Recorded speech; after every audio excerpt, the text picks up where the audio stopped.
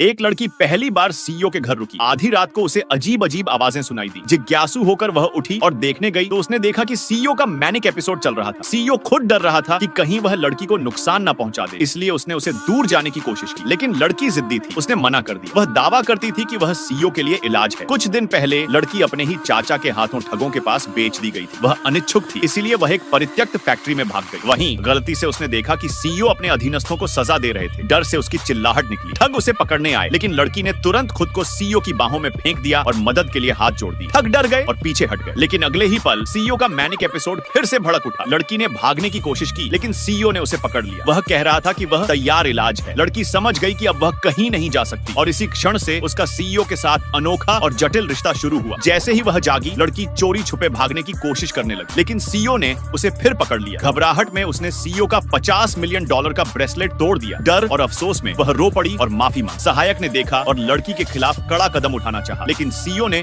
उसे रोक दिया। इसके बजाय उसने लड़की को $50 मिलियन का चेक थमा दिया, लेकिन लड़की ने मना कर दिया और कहा कि पैसे ब्रेसलेट की क्षतिपूर्ति के लिए होने चाहिए। पहली बार सीईओ ने इतनी सच्ची और ईमानदार लड़की देखी थी। अभूतपूर्व रूप से उसने उसे जाने दिया। 1 महीने बाद सीईओ को वह लड़की फार्मेसी में मिली। उस समय लड़की प्रेगनेंसी टेस्ट खरीद रही थी और पता चला कि वह गर्भवती है। सीईओ ने उससे पूछा कि वह क्या कर रही है। लड़की झूठ बोलकर कहती है कि वह जुकाम की दवा खरीद रही है। सीईओ ने शक नहीं किया, लेकिन उसने देखा कि उसके जूते गंदे हैं। उसने लड़की को पार्क की बेंच पर बैठाया और फिर मॉल जाकर उसके लिए नए जूते खरीदे। लेकिन उसी समय ठग अचानक प्रकट हुए और लड़की को किडनैप कर लिया। जब तक सीईओ वापस आया, तब तक वह उन्हें बस खो चुका था।